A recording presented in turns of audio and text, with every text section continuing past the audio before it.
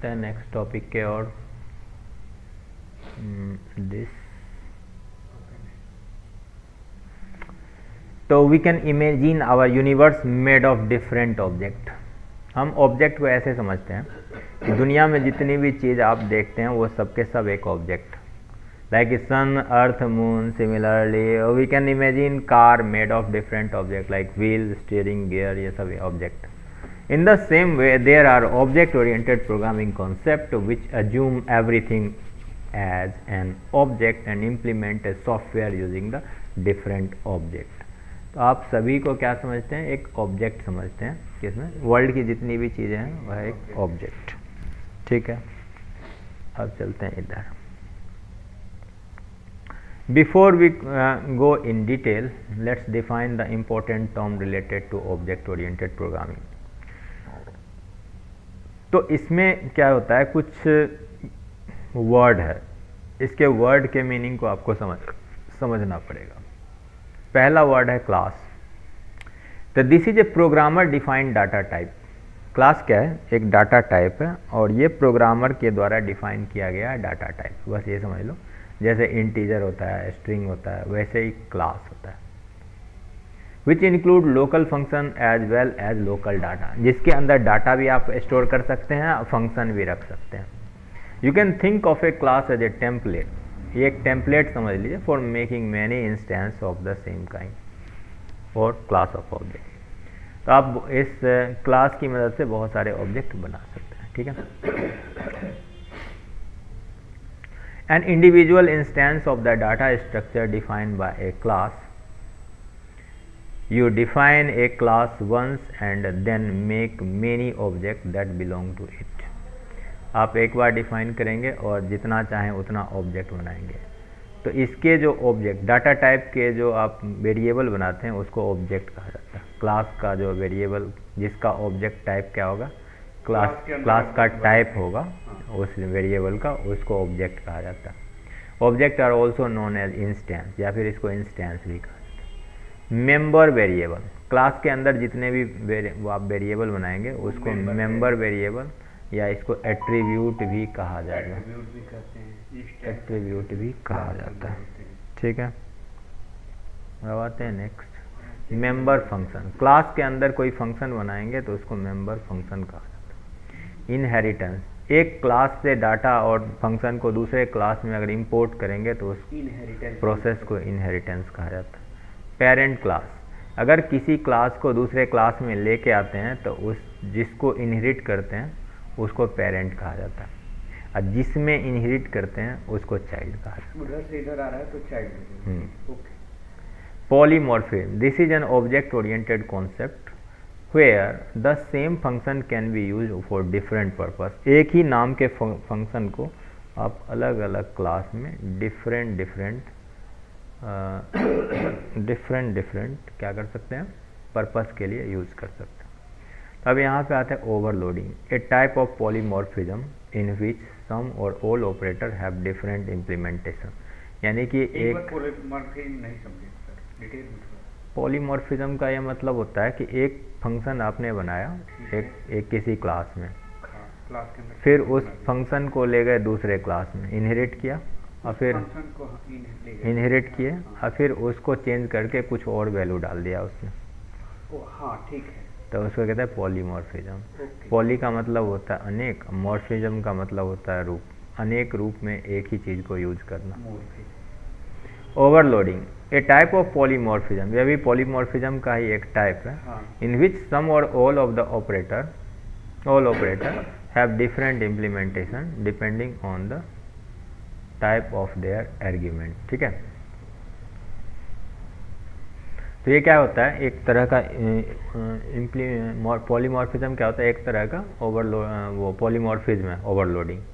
इसमें क्या कहता है, विच सम और all of the operator have different implementation. तो बहुत सारे ऑपरेटर को डिफरेंट तरीके से इम्प्लीमेंट किया जाता है on the type of their argument, argument के बेस पे और टाइप पे। Similarly function can also be overloaded with different implement. Function को भी ओवरलोड किया जा सकता है। ठीक है, ऑपरेटर को भी ओवरलोड किया जा सकता है। ऑपरेटर मतलब प्लस माइनस ये साइन।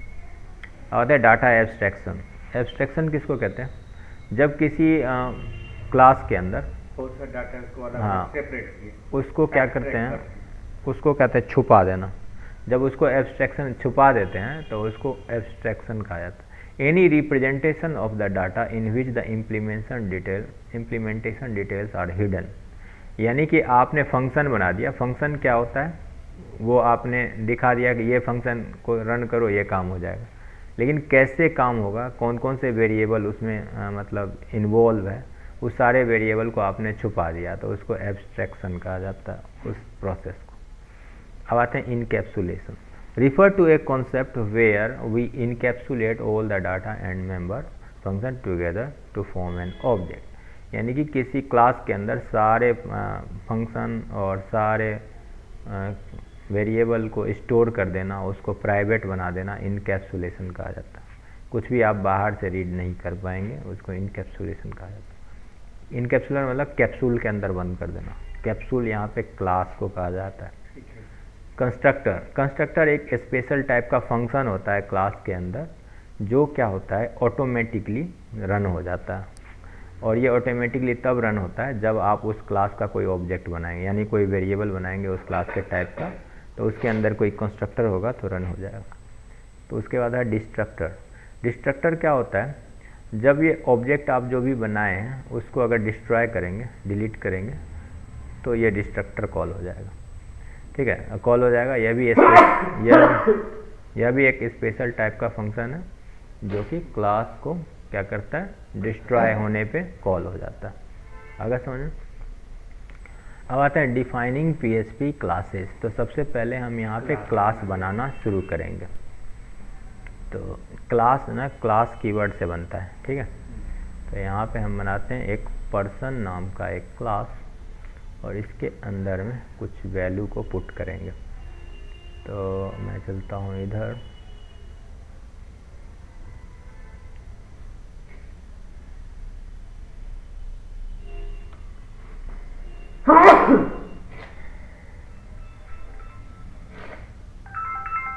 अरे हेलो, हाँ हाँ कोई नहीं, ठीक है, कल कर लोगे ना? हाँ आज तो कोई बात नहीं, कल कर लेना, कल। ठीक, रिस्पॉन्स करती है मेट्रो में है। ये मुंबई गई हुई है, ये महाराष्ट्र में इसका घर है, गांव गई हुई है अपने, मुंबई घूम रही है आज। आज मुंबई घूम रही है। इंपोर्ट करना पड़ेगा और से लाना पड़ेगा। तो यहाँ पे आते हैं आशुतोष में।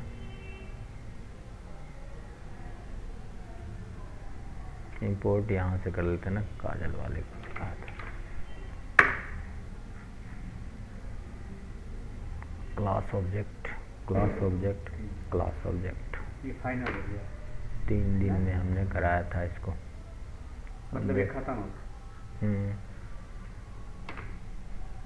चलो यहाँ पे आते हैं दिस। सबसे पहले क्लास बनाना सीखिए।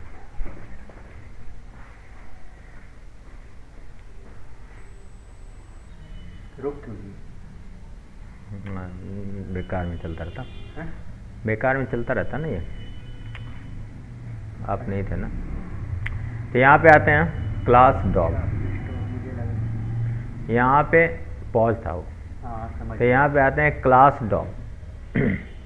तो क्लास डॉग क्या है कि हम यहाँ पे एक डॉग नाम का एक क्लास बना रहे हैं।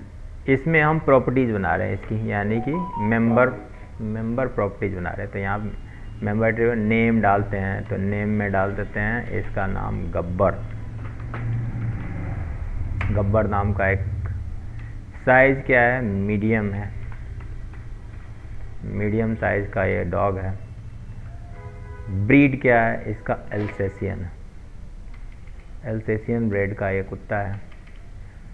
तो अभी देखिए, अब हम कंस्ट्रक्टर को हटा देते हैं। और यहाँ पे रन करके इसको। एक रन नाम का एक मेथड बना रहे हैं, फंक्शन। ठीक है,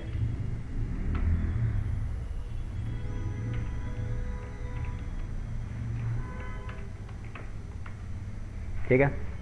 तो हम यहाँ पे देखिए एक डॉग नाम का एक क्लास बनाया है। इसके अंदर 3 प्रॉपर्टीज है, नेम, साइज और ब्रीड। तीनों के तीनों पब्लिक है। और यहाँ पे हमने बनाया एक रन नाम का एक मेथड, एक इट नाम का एक मेथड, एक डिस्ट्रक्टर। अभी डिस्ट्रक्टर बाद में बताएंगे, पहले इसको समझ लीजिए। तो क्लास का क्या सिस्टम था कि आप इसके अंदर वेरिएबल को भी स्टोर कर सकते हैं, आप इसके अंदर फंक्शन भी स्टोर कर सकते हैं, 2 काम कर सकते हैं। ऑब्जेक्ट भी स्टोर कर सकते हैं। अब देखिए, अगर हमें इसको यूज़ करना होगा तो हम यूज़ कैसे करेंगे? अगर हम इस ऑब्जेक्ट को चलाएं तो कुछ भी आपको रिजल्ट नहीं आएगा, क्योंकि ये यूज नहीं हुआ है अभी।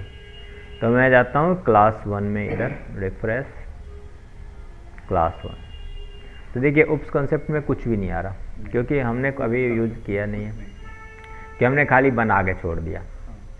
ये बना के तो छोड़ दिया, इसको कहते हैं टेम्पलेट या फिर ब्लूप्रिंट। ये तब तक काम में नहीं आएगा जब तक आप इसको ऑब्जेक्ट क्रिएट नहीं करेंगे। जब ऑब्जेक्ट करेंगे तब ये मेमोरी में एग्जिस्ट करेगा। तो हम यहाँ पे बोल रहे हैं इसको कि एक ऑब्जेक्ट बनाओ, इसको D1। हमने बोला न्यू डॉग। हमने कहा कि एक ऑब्जेक्ट बनाओ और ये रहेगा न्यू डॉग। नाम इसका डाल देंगे हम D1। न्यू कीवर्ड से जब भी आप किसी को ऑब्जेक्ट बनाना होता है ना क्लास के, तो आपको न्यू कीवर्ड से बनाना पड़ता है, न्यू और फिर उस क्लास का नाम, ऐसे। ठीक है, बना लिया। अब हम क्या कह रहे हैं कि इस रन मेथड को रन करना चाहते हैं, ठीक है, चलाना इसको चाहते करना हैं। है, ठीक है, समझ लिया। तो हम यहाँ पे क्या करेंगे, D1.run। ठीक है, हो गया, हाँ, और रन करके अब चेक करिए,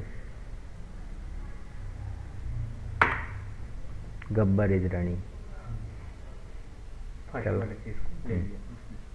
रन कर रहा है, क्योंकि अब आप मेमोरी में एग्जिस्ट कर गया है, हाँ, अब ये रन हो रहा है।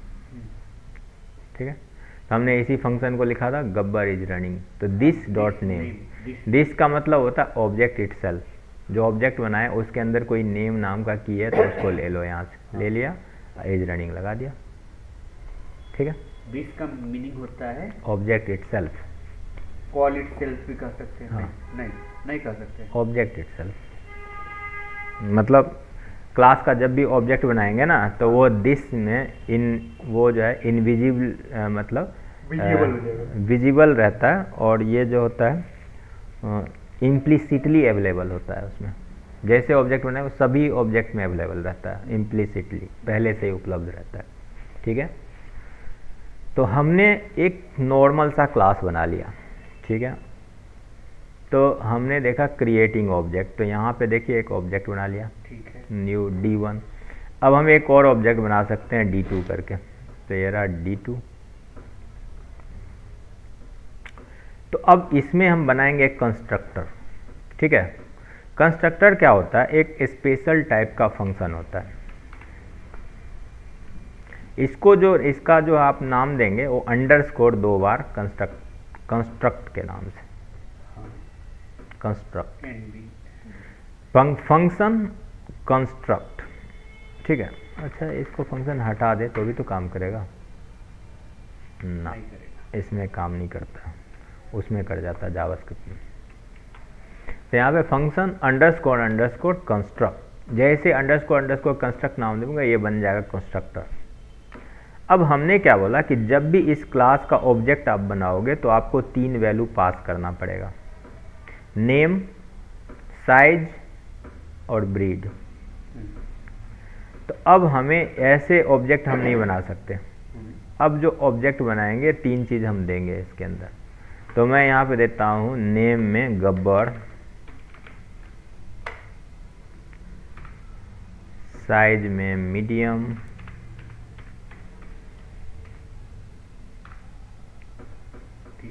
और तीसरे में एल्सेशियन।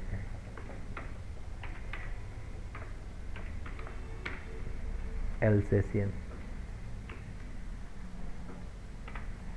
हमने बोल दिया, गब्बर नाम का एक डॉग बनाओ। तो ये क्या करेगा, इस वाले ये तीनों वैल्यू को यहाँ पे स्टोर कर देगा, साइड में मीडियम के जहाँ पे साइड में देते हैं स्मॉल। ठीक है। तो पहले वाला जो मीडियम इसमें पहले से स्टोर है इसको हटा देगा, यहाँ पे एल्सेशियन को स्मॉल को स्टोर कर देगा इसमें।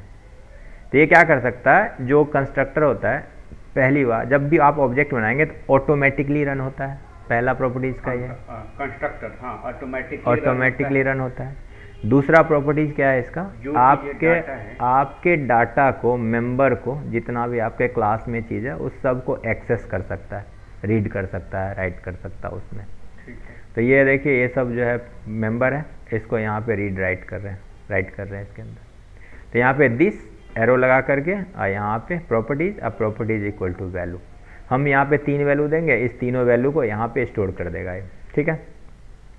अब एक और ऑब्जेक्ट बनाते हैं D2, दूसरा डॉग बनाते हैं, इसका नाम है टॉमी, साइज में है आपका कुछ भी रख दें मीडियम, और यहाँ पे इसका देते हैं पिटबुल। एक और बना सकते हैं ऑब्जेक्ट, इसमें देंगे D3, नाम दे देंगे गबड़ू, इसमें देंगे लार्ज टाइप, बड़ा कुत्ता है ये, और इसमें दे देंगे जर्मन शेफर्ड।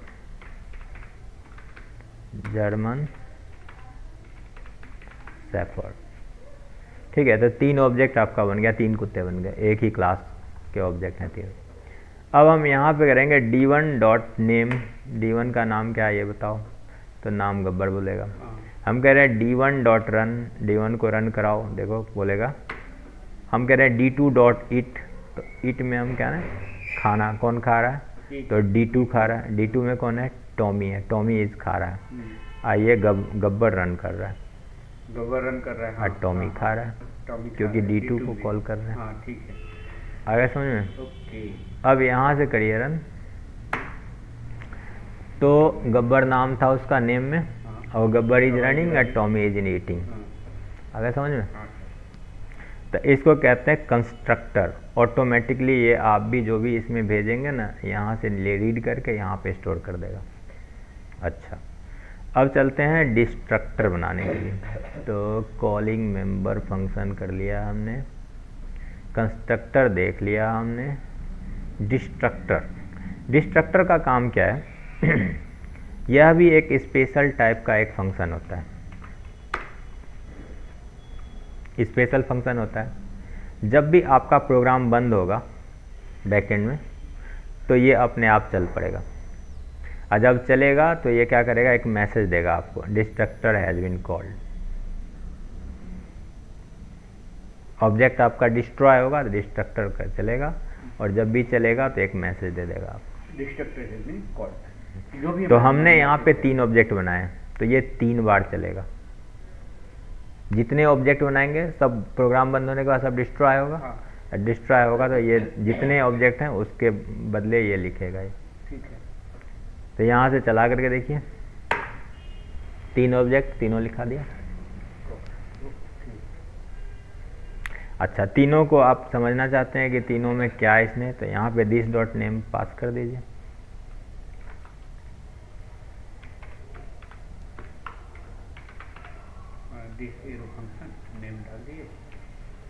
तो अब कौन सा डिस्ट्रक्टर किसका डिस्ट्रक्टर जो है चला, ये बता देगा आपको। तो गब्बर का भी चलेगा, टॉमी का भी चलेगा, गबड़ू का भी चलेगा, तीनों का चलेगा। यहाँ पे देखो, गबड़ू का चला, टॉमी का चला, गब्बर का चला। आगे समझ में। अब इसका लॉजिक बहुत कुछ लगा के बहुत कुछ बहुत कुछ है, तो इतना ही लाइन, लेकिन अब लॉजिक आप कैसे लगा रहे हैं। अब आते हैं, डिस्ट्रक्टर समझ में आ गया होगा आपको, पहला टॉपिक आपका ख़त्म हो गया। अब आते हैं नेक्स्ट टॉपिक पे। हमने यहाँ पे कंस्ट्रक्टर और डिस्ट्रक्टर पे काम कर लिया यहाँ पे। अब चलते हैं नेक्स्ट टॉपिक, क्लास 1।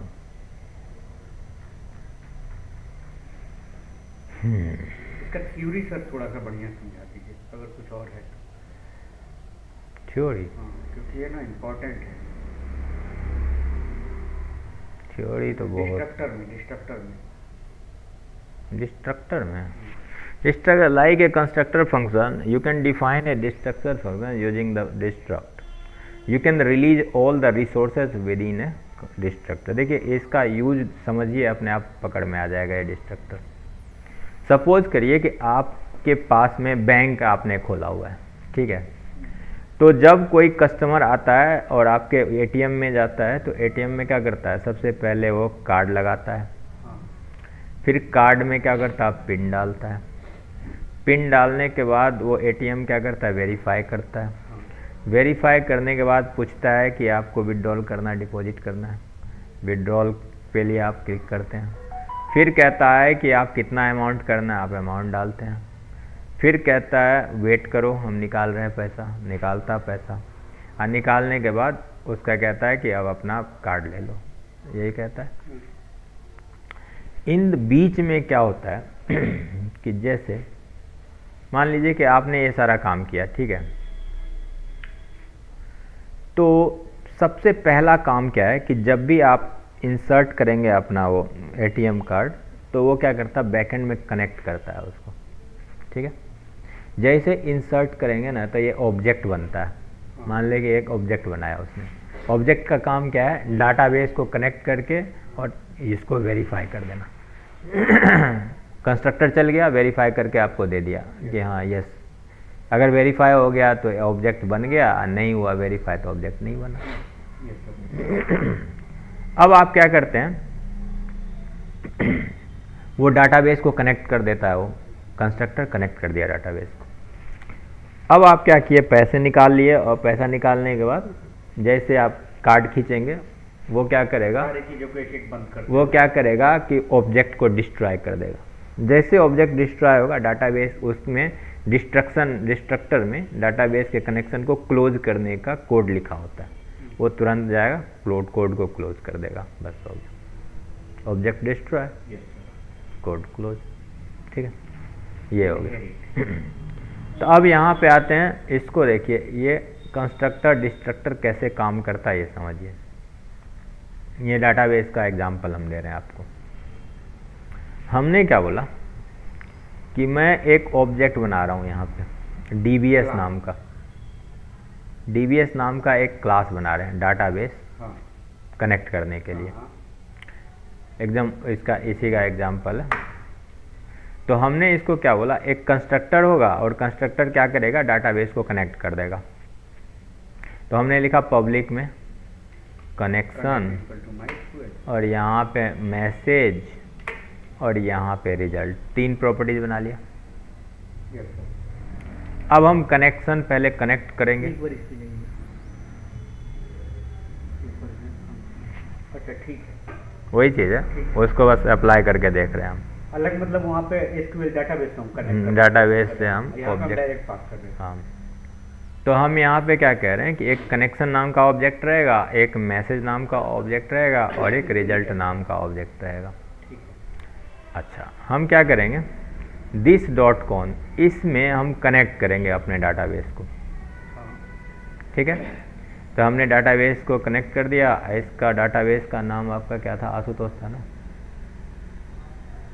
देख लेता हूँ।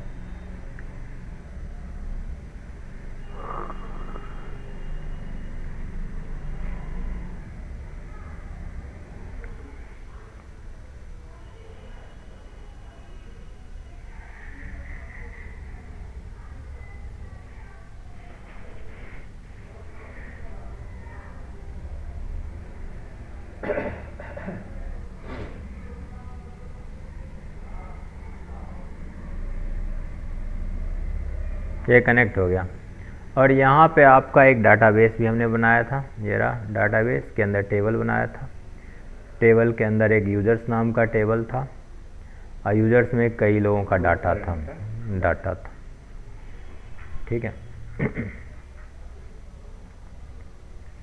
अब मैं चला गया इधर, मैंने क्या बोला कि कनेक्शन को पहले इग्निट करो, मतलब स्टार्ट करो। तो मैंने बोला कि दिस में कनेक्शन में लोकल होस्ट, यहाँ पे रूट, पासवर्ड में ब्लैंक, और यहाँ पे हम नाम देते हैं आशुतोष।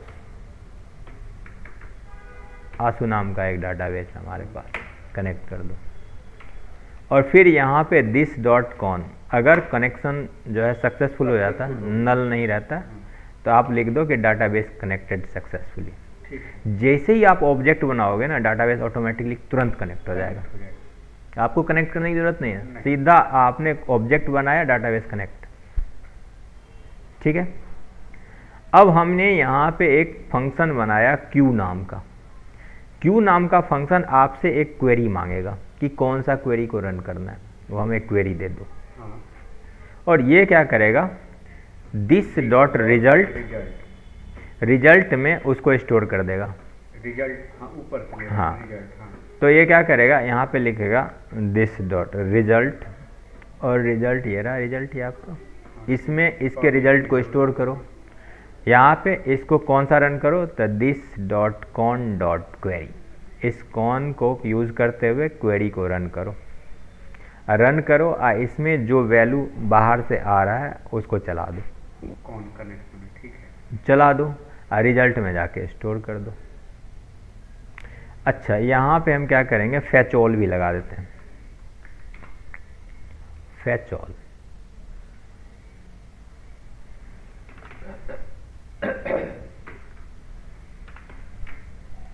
फैच, तो जो भी डाटा है उसको फैच करो, एरे बना के रिजल्ट में स्टोर कर दो। यहाँ पे आपको रिजल्ट में मिल जाएगा। अब हम क्या करेंगे, जब भी ये ऑब्जेक्ट यानी कि प्रोग्राम बंद हो जाए तो इसको डाटाबेस को, कनेक्शन को क्लोज कर दो, दिस कॉन क्लोज, खत्म, कनेक्शन क्लोज हो गया।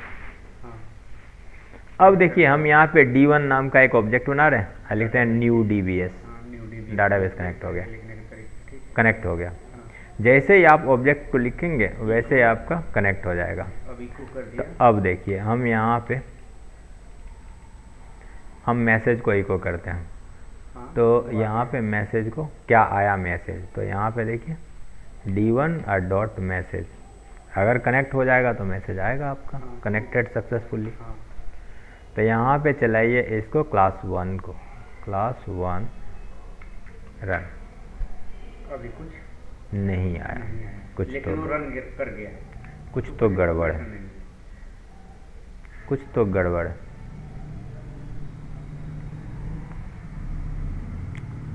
New DBS echo debian dot message, okay, यहाँ पे दिस लिखना पड़ेगा ना।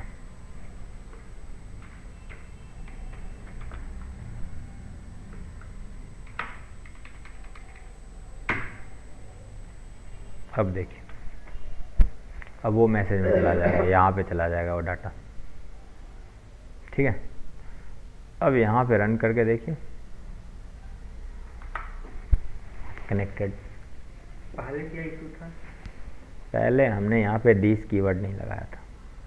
हम जो मैसेज स्टोर कर रहे हैं ना, यहाँ पे हम मैसेज नाम के वैल्यू में स्टोर कर रहे थे, लेकिन इसको हमने बाहर से रन करने के लिए, यहाँ पे हम मैसेज को इको कर देते तो दे देता, नहीं देता, क्योंकि ये मैसेज क्लास के अंदर है ना, क्लास के अंदर। हाँ, ये डाटाबेस को हम कॉल कर, तो इको मैसेज को हम यहाँ पे इको करना पड़ता, तब मैसेज आ जाता यहाँ पे।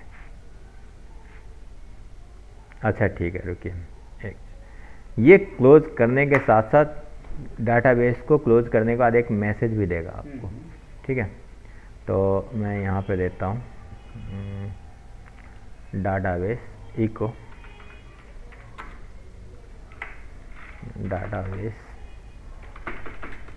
Close successfully. अब ये काम कर गया, पहले तो कनेक्ट करेगा, हाँ, ये कहेगा कनेक्टेड सक्सेसफुली, हाँ, और जब ये प्रोग्राम बंद हो जाएगा बैकएंड में तो बोलेगा डाटाबेस क्लोज सक्सेसफुली। ठीक है, अब इसको रिफ्रेश करेंगे। अब यहाँ से देखिए रिफ्रेश करके डाटाबेस कनेक्ट हुआ, अपना काम हुआ, डाटाबेस क्लोज हो गया।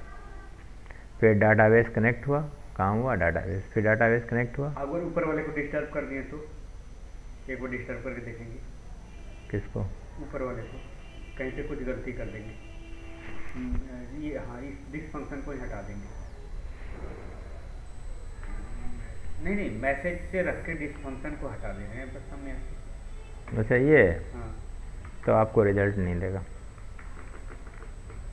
ये मैसेज में, डॉलर मैसेज में जाके वैल्यू स्टोर तो कर देगा, लेकिन आपको कुछ भी रिजल्ट बाहर में नहीं देगा। और डिस्ट्रक्शन भी नहीं चलेगा। डिस्ट्रक्टर चल जाएगा, क्योंकि वो तो हमने हार्ड कोडेड वैल्यू लिख दिया ना डाटाबेस क्लोज।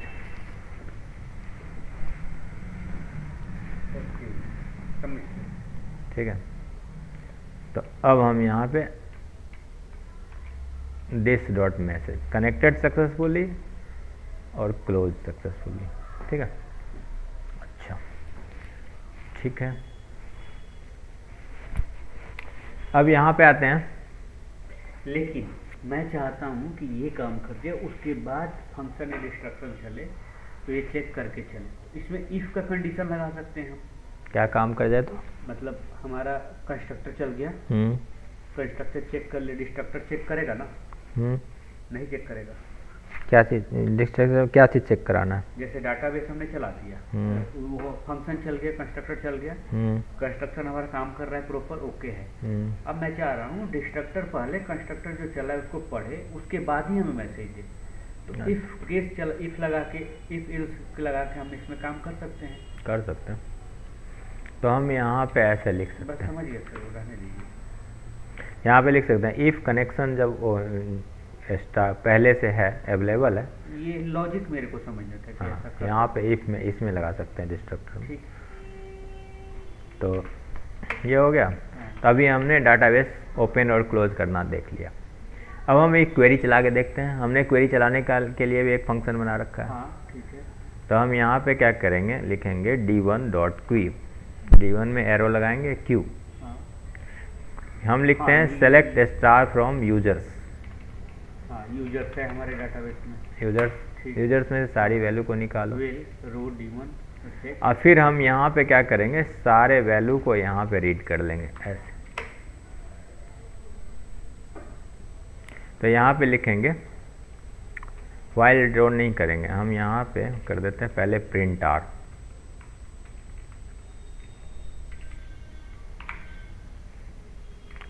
ठीक है, br को भी रख सकते थे, प्रिंट आर। और प्रिंट आर में जाएंगे और ये रिजल्ट को यहाँ पे चला देंगे। हाँ। तो यहाँ पे लिखते हैं डॉलर रिजल्ट D1 रिजल्ट ठीक है। तो अब आप देखेंगे जितना भी डाटाबेस में वैल्यू होगा वो आपको यहाँ पे शो कर देगा। डाटाबेस कनेक्टेड सक्सेसफुल और डाटाबेस में जो वैल्यू निकाल के दिया और डाटाबेस क्लोज सक्सेसफुल। एकदम एग्जैक्टली वैसे ही बताया था, जैसे बताया था वैसे चल रहा है। हाँ। यही एक कंस्ट्रक्टर और डिस्ट्रक्टर का काम होता है, इसमें कैसे करता है। ठीक है, अच्छा अब यहाँ पे हम सारे वैल्यू को अगर प्रिंट करना चाहें तो कर सकते हैं। तो ये D1 में हमें रो एंड कॉलम देगा। ठीक है, तो सबसे पहले हम जाएंगे यहाँ पे एक, और प्रिंटर इसलिए ले रहे हैं एरे है। ये मल्टी स्ट्रिंग रहता, ये आपको 2 डायमेंशनल एरे दे रहा है। देख रहे हैं यहाँ पे 2 डायमेंशनल एरे दे रहा है, एरे के अंदर दूसरा एरे। हाँ। तो हम यहाँ पे पहला एरे उठाएंगे, उसके सारे वैल्यू को रीड करेंगे, फिर दूसरा एरे उठाएंगे, फिर उसके वैल्यू को रीड करेंगे। ठीक है, तो हम यहाँ पे 2 डायमेंशनल एरे को रीड करने के लिए 2 लूप का यूज़ करेंगे। ठीक है, हाँ। तो यहाँ पे लिखेंगे, एक टेबल बनाएंगे, इको टेबल बॉर्डर, हो गया। हाँ। और फिर यहाँ पे लिखेंगे for each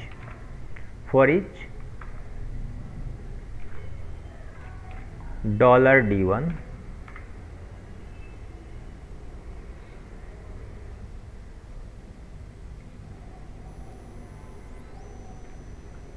result as key and value.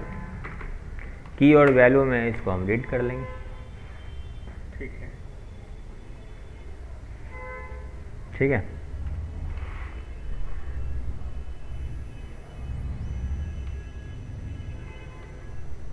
अब यहाँ पे आएंगे एज $v, यहाँ पे इसका ये लगाएंगे और एक एक जितना भी v है इसको हम एक एक करके प्रिंट आर करेंगे। प्रिंट आर और यहाँ पे दे दीजिए $v।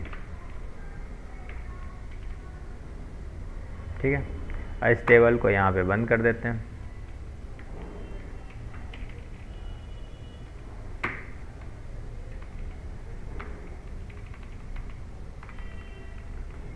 कर दिया बंद। अब चेक करिए तो हर एक रो को ये पहले प्रिंट करेगा, फिर हम कॉलम बनाएंगे इसमें। यहाँ से लीजिए, तो हर एक रो को प्रिंट कर रहा है। अब इसको कॉलम में कन्वर्ट कर देते हैं, TR TD TD ये सब लगा देते हैं। तो यहाँ पे लिखते हैं एक और फॉर ईच लूप।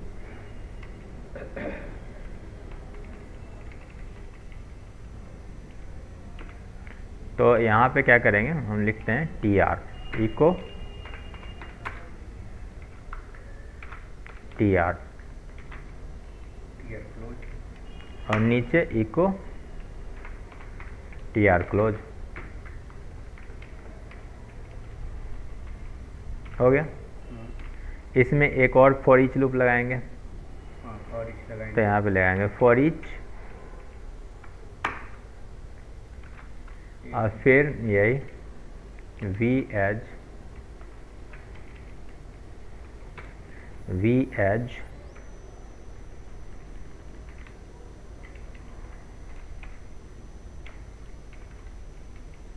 कॉलम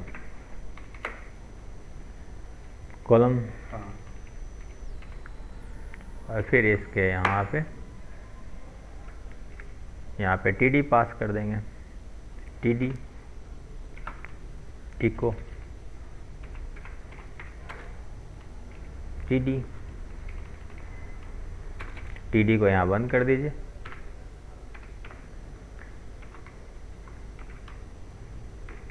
और यहाँ पे आप पास कर दीजिए $C को। $C को कर दें। हाँ, आ गया। लॉजिक तो समझ में पूरा आ रहा है सर। अब यहाँ से चला के देखिए, बन गया आपका टेबल।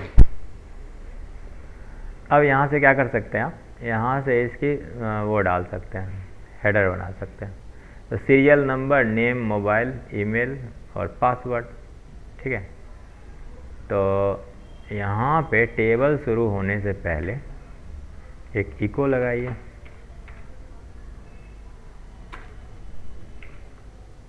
टेबल हेडिंग, यहाँ पे लिखिए TH सीरियल नंबर,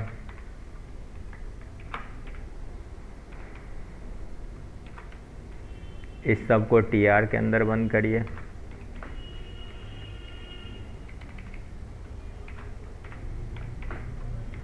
बंद कर दिया। अब इस TH में जितने भी कॉलम है उसका नाम दे दीजिए।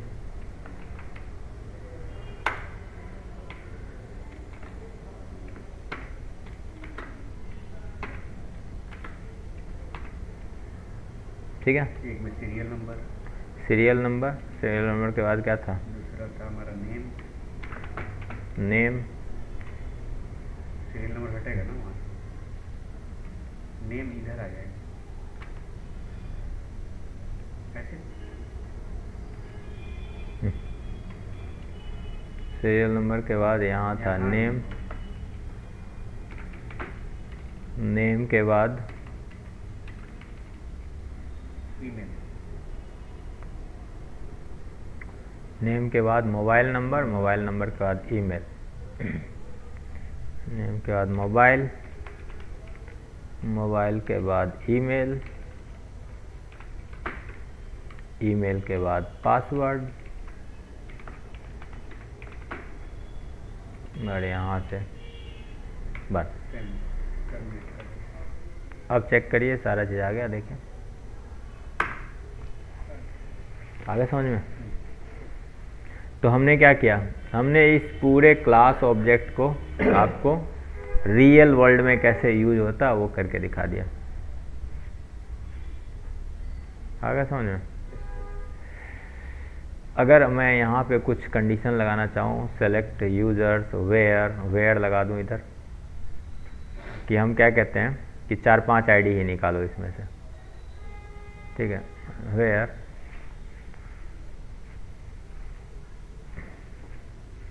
ID serial number equal to 1, केवल 1 वाले वैल्यू को निकालो। तो यहाँ पे हम लगा सकते हैं ऐसे, वेयर आईडी इक्वल टू 1। अब 1 वाले को ही निकालेगा, केवल 1 वाला ही निकलेगा। रन करो। अब आपको डाटाबेस को क्लोज करने की ज़रूरत है? अपने आप क्लोज कर रहा है, अपने आप कनेक्ट कर रहा है, सब कुछ तो कर रहा है ये। डिस्ट्रक्टर नहीं भी चले, डिस्ट्रक्टर लिखना पड़ता है। डिस्ट्रक्टर में देखो ये लिखा हुआ, वो तो हम हार्ड डिस्प्ले करवा रहे हैं, लेकिन डिस्ट्रक्टर का लाइन वो चलाना ही पड़ता चल है। अपने आप चल जाता है, अगर आपको नहीं लिखेंगे तो नहीं चलेगा। हाँ वही तो बात है ना, चलाना तो लिखने का एक स्टैंडर्ड तरीका होगा कि आपको डिस्ट्रक्टर का लाइन वो लिखना है। ठीक है। तो ये हो गया आपका क्लास नंबर कंस्ट्रक्टर। डिस्ट्रक्टर को हम अगले चैप्टर में क्या इनहेरिटेंस है, यहाँ पे आते हैं। आज नहीं हो पाएगा ये, लंबा इनहेरिटेंस, इसमें तो सारा चीज़ है, एक दिन और लेंगे बस ख़त्म हो जाएगा ये चैप्टर। वैसे ही आज का क्लास आज यूजफुल, आज जो क्लास जो था आपका यूजफुल है बहुत ज़्यादा। ठीक है। यहाँ पे करते हैं।